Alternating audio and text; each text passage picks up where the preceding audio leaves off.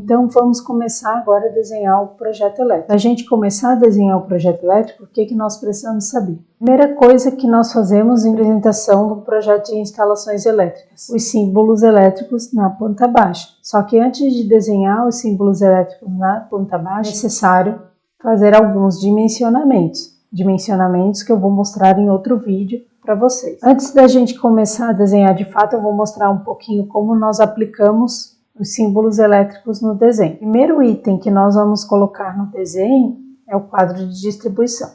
O quadro de distribuição determina a origem dos circuitos internos da edificação. Também faz conexão com o padrão de entrada de energia elétrica, que é a alimentação da edificação com a rede elétrica, com o poste de energia elétrica. Se o quadro de distribuição é o primeiro item que nós colocamos na representação do projeto elétrico, então onde que nós devemos alocar ele na planta baixa? Devemos encontrar um local de fácil acesso na edificação, por isso é importante nós sabermos ler com cuidado o desenho arquitetônico, e esse local, quadro de distribuição, preferencialmente ele tem que ser numa parede sem instalação hidráulica. E sempre isso é possível. Normalmente, só para dar um exemplo onde que se localizam os quadros de distribuição, normalmente nos apartamentos esses quadros eles ficam localizados na entrada de serviço ou na entrada da sala. E nas casas eles costumam ser localizados nos corredores das casas. Tipos de circuitos são presentes no projeto elétrico. Circuitos de iluminação, composto das cargas de iluminação, que são os pontos de luz, e dos comandos de iluminação, que são os interruptores. Circuitos de tomada de uso geral. Aqui é importante destacar o que é uma tomada de uso geral. Tomada de uso geral são aquelas tomadas que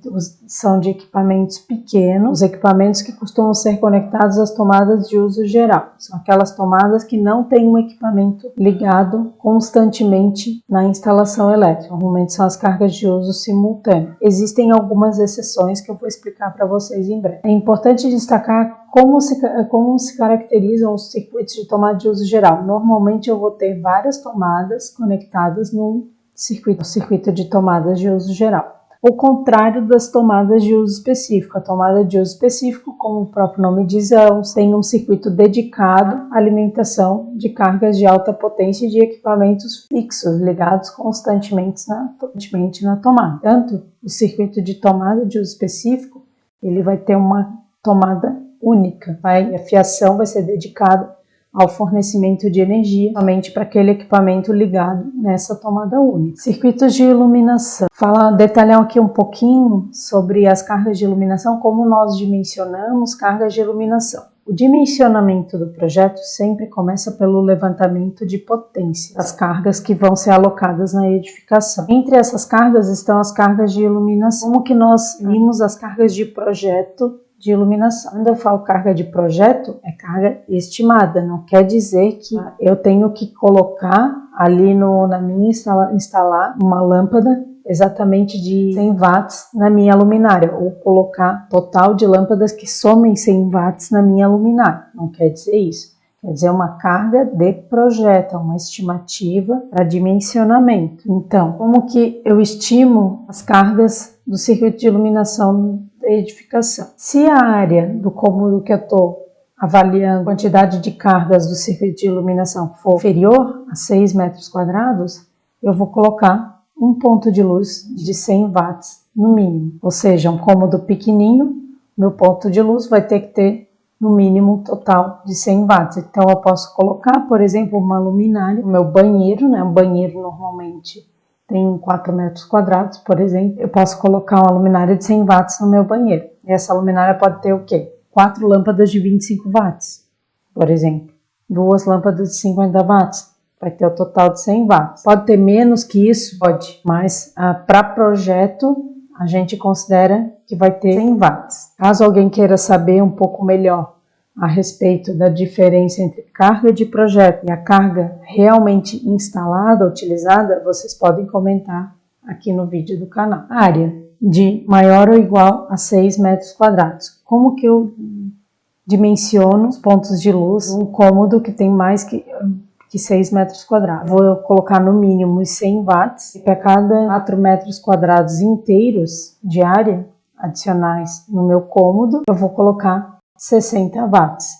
Portanto, Se eu tiver uma sala, se eu tiver um quarto com 14 metros quadrados, qual que vai ser a potência total de iluminação desse cômodo? 6 metros quadrados eu vou ter 100 watts. Mais 4 metros quadrados, aí eu vou ter 10, aí eu vou ter mais 60 watts. Então eu tenho um total de 160 watts até o momento. Mais 4 metros quadrados, mais 60 watts. Então, no quarto de 14 metros quadrados, por exemplo, eu vou ter um total de potência dos pontos de luz de 220 watts. Agora eu vou dar um outro exemplo. E se eu tiver um quarto com 8 metros quadrados, qual que vai ser a potência de iluminação do meu quarto? Vou ter 100, porque eu vou ter pelo menos 6, 8 é maior que 6. E para os 2 metros quadrados adicionais, eu acho que não atingiu 4 metros. 2 é menor que 4.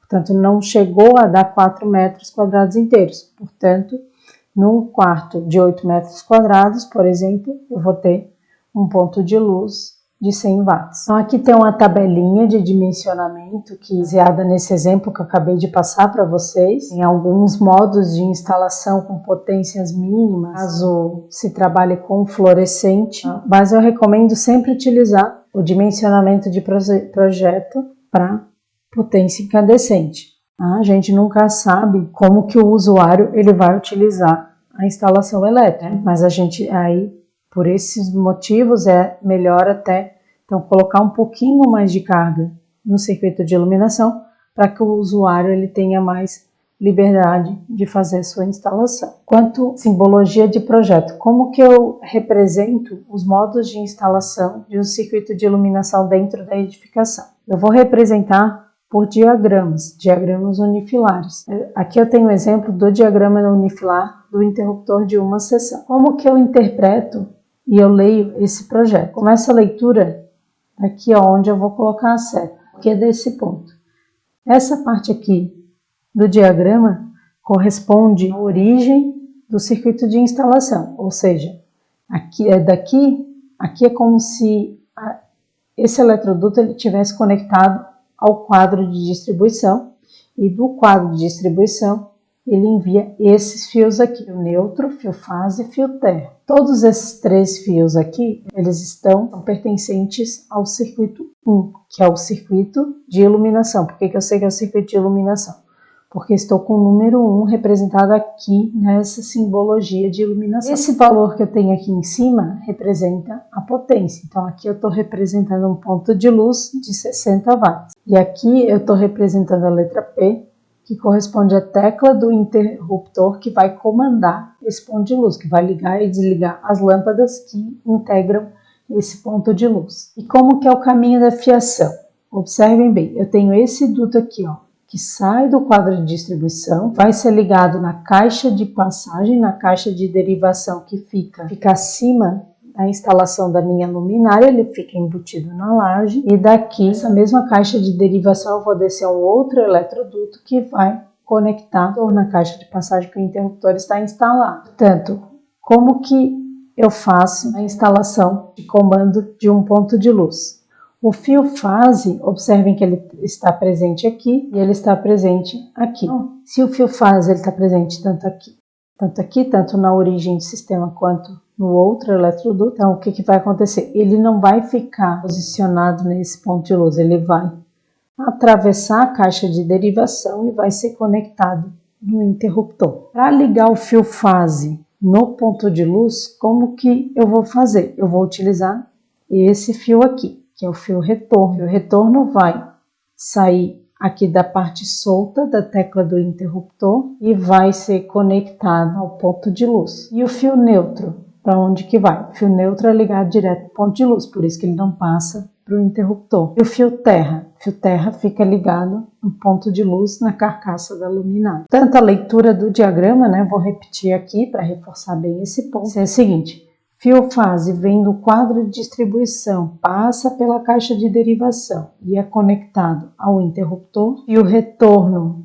passa pelo eletroduto entre interruptor e caixa de teto e é conectado ao ponto de luz, e o neutro é conectado ao ponto de luz, vem do quadro e é conectado ao ponto de luz, e fio terra vem do quadro e é conectado à carcaça da luminária. O interruptor de 2 seções é bem parecido. Só que o que temos de diferente é que nós temos de diferente que eu tenho duas teclas diferentes comandando cada um dos pontos de luz. Assim como no desenho anterior, a leitura, o sistema começa dessa parte aqui, que é o quadro de distribuição. Portanto, a fiação do circuito de iluminação vem do quadro de distribuição e eu vou levar o fio fase para o interruptor. Agora, ligada a fase no interruptor, o que eu vou fazer? Eu vou conectar os fios retornos aos seus respectivos pontos de luz. Vou começar pelo fio retorno A. O fio retorno referente à tecla A, ele vai passar por essa tubulação, vai passar por essa caixa de derivação, passar por esse eletroduto, por isso que ele está aqui. Ele vai conectar nesse ponto de luz, por isso que o ponto de luz está com a letra A representada. Já o fio retorno B, ele vai sair do eletroduto do interruptor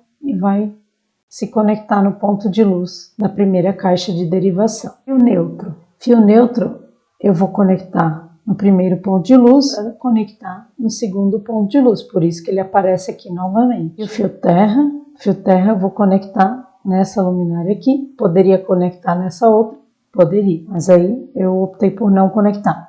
Terra na iluminação não é obrigatório, ele é opcional. Se costuma colocar fio terra na iluminação por conta das carcaças metálicas das luminárias. Interruptor paralelo, esse é um pouquinho mais complexo que o de demais, porque eu tenho, quanto mais fios retornos eu tiver na instalação, mais difícil fica de se fazer a leitura dos diagramas elétricos e dos circuitos de comando, principalmente comandos de iluminação. Então eu vou começar a leitura sempre parte que está em aberto, né, do eletroduto, a parte que não está conectada em nenhum ponto do eletroduto, e aqui eu vou ter a representação do meu quadro de distribuição. A fiação vem do quadro de distribuição, no caso fiação do circuito 1. Eu vou levar o fio fase para um dos interruptores paralelos, isso que ele vai passar pela caixa de derivação e vai descer nos interruptores paralelos. Depois eu vou conectar dois fios retornos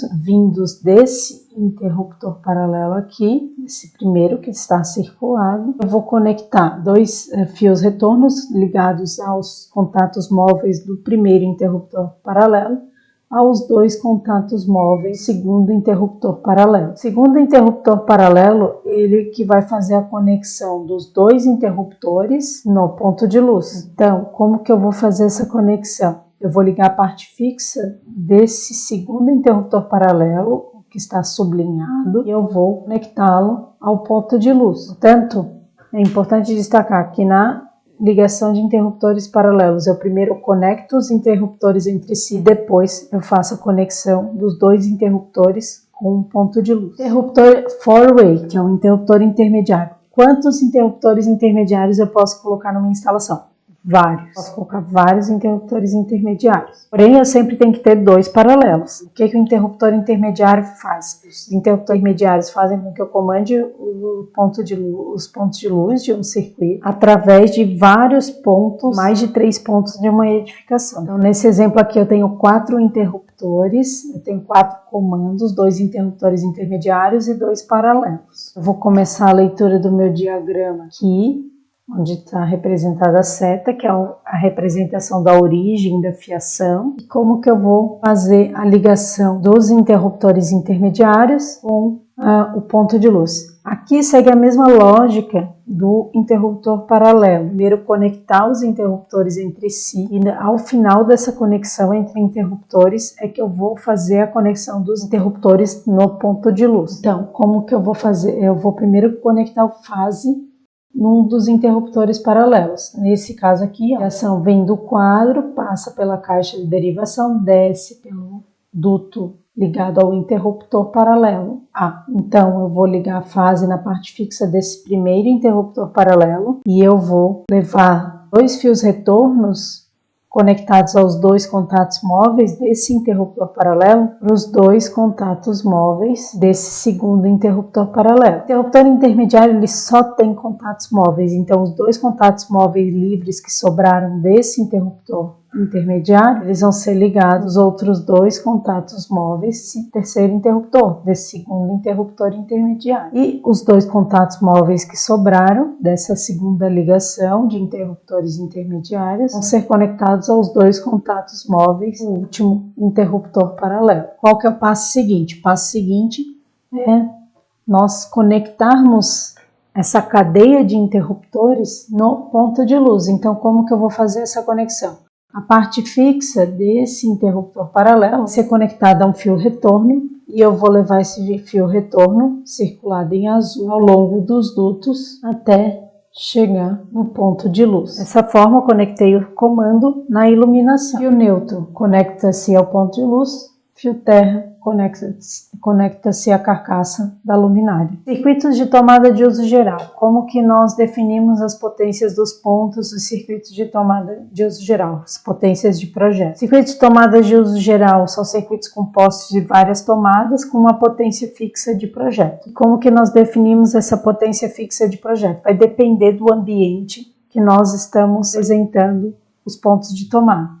Então, em ambientes secos, sem instalações hidráulicas, que costumam ser ambientes de repouso, são dimensionados da seguinte forma. Coloca-se um ponto de tomada de 100 watts para cômodos dessa natureza, com curto período de trabalho e ambientes de repouso ou de trânsito, sem instalações hidráulicas, ambientes coloca-se um ponto de tomada de 100 watts se o ambiente tiver menos de 6 metros quadrados. Se o ambiente tiver mais de 6 metros quadrados, deve-se adicionar um ponto de tomada de 100 watts para cada 5 metros quadrados de perímetro ou fração do ambiente. Aqui é diferente e foi observado ali na previsão de carga de iluminação, considerada a fração de perímetro do ambiente. Por exemplo, eu tenho uma sala de um apartamento pequeno que ela tem um perímetro de 24 metros quadrados. Se tem 24 metros quadrados, quantos pontos de tomada que eu vou colocar? E ela tem... Vamos supor que essa sala tem 10 metros quadrados. E para o cômodo com mais de 6 metros quadrados, adiciona-se um ponto de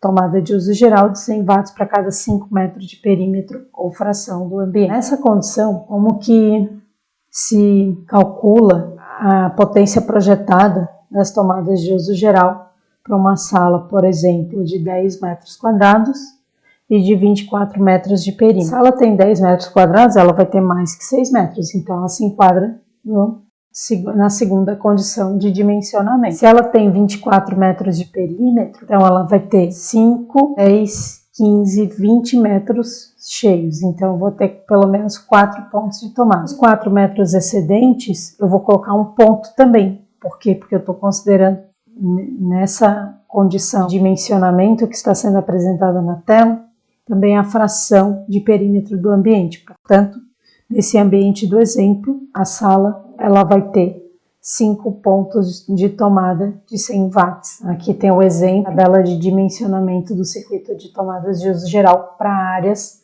secas, de repouso ou de trânsito na edificação. Quando eu falo área seca, área sem instalação hidráulica. Se tiver instalação hidráulica na área, essa área avaliada na edificação, como que eu projeto a potência das tomadas de uso geral? E esse ambiente for uma área de trabalho mais recorrente, por exemplo, uma cozinha, uma área de serviço. Então, nesse caso, aumenta-se a potência de projeto das tomadas, porque os equipamentos vão ser mais requisitados na instalação. Então, nesse caso, coloca-se um ponto de tomada de uso geral de 600 watts para cada 3,5 metros de perímetro ou fração do ambiente, independente da área, no caso das cozinhas, das copas e das áreas de serviço. Acima de 3 tomadas de 600 watts no ambiente, adiciona-se no mínimo pontos extras de 100 watts. Qual que é o mínimo? É o perímetro acima de 10,5 metros.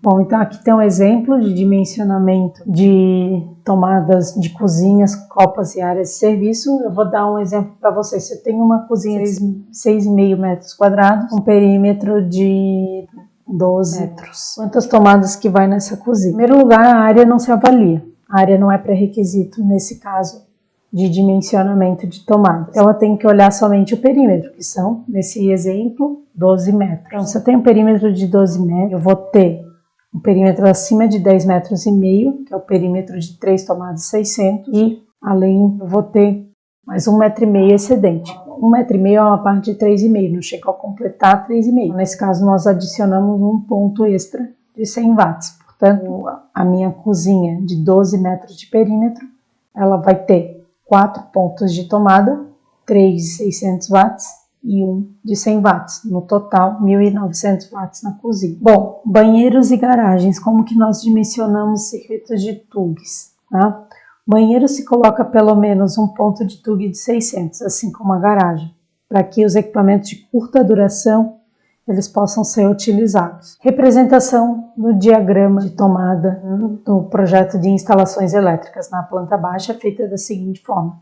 Representa o símbolo de tomada acompanhado das informações do circuito e da sua potência. No caso da potência de tomada de uso geral, vai ser a potência de projeto, ou vai ser 100 watts, caso seja um ambiente de repouso ou uma tomada extra de ambiente molhado, das copas, cozinhas e áreas de serviço, ou essa potência vai ser de 600 watts. É assim que nós vamos representar o circuito de tomada de uso geral. E as tomadas de uso específico? As tomadas de uso específico, elas são representadas também por essa simbologia, em termos de desenho, porém a sua potência é completamente diferente da representada no diagrama representada nos circuitos de tomada de uso geral. A potência do circuito de tomada de uso específico, ela vai depender do equipamento que esse circuito vai se dedicar. Por exemplo, o circuito de chuveiro. No chuveiro, existem várias potências de chuveiro, é importante o cliente conversar com o projetista para se informar das marcas e quais são as potências de cada uma das marcas avaliadas. Aqui eu estou dando o exemplo de uma potência de um fabricante que é bem famoso, e esse chuveiro desse fabricante tem 7.700 watts, então a tomada do circuito de uso específico vai ter 7.700 watts. Aqui tem uma lista da Celesc, estimativa de potência de alguns aparelhos, sugestões baseadas em estudos. E num primeiro momento eu vou dar uma atividade só para que vocês treinem o desenho de projeto elétrico. Vocês vão reproduzir o desenho da planta baixa que se encontra no slide a seguir, no AutoCAD, e vão elaborar o desenho de projeto elétrico conforme os seguintes parâmetros. Circuito de iluminação único, de fio 1,5, circuito de tomada de uso geral, um de fio 2,5 mm e o outro com fio 4 mm, dois circuitos de tomada de uso específico, um com fio 6 mm e o outro com fio 4 mm. Os eletrodutos, eles possuem 20 mm de diâmetro e as layers que vão ser utilizadas no projeto para que nós possamos organizar bem o desenho, ser as layers de força, conter os símbolos dos pontos de carga, de tomadas, luz, dutos, que vai ter as linhas do eletroduto, e a fiação, que vai conter os símbolos de fiação. Então aqui tem o exemplo da planta baixa com as medidas e com a alocação dos pontos de luz. Bom, gente, na aula a seguir eu vou mostrar aqui um exemplo de execução desse diagrama da planta baixa, para que vocês possam entender melhor como que se desenha o projeto elétrico com base nas instruções do exercício.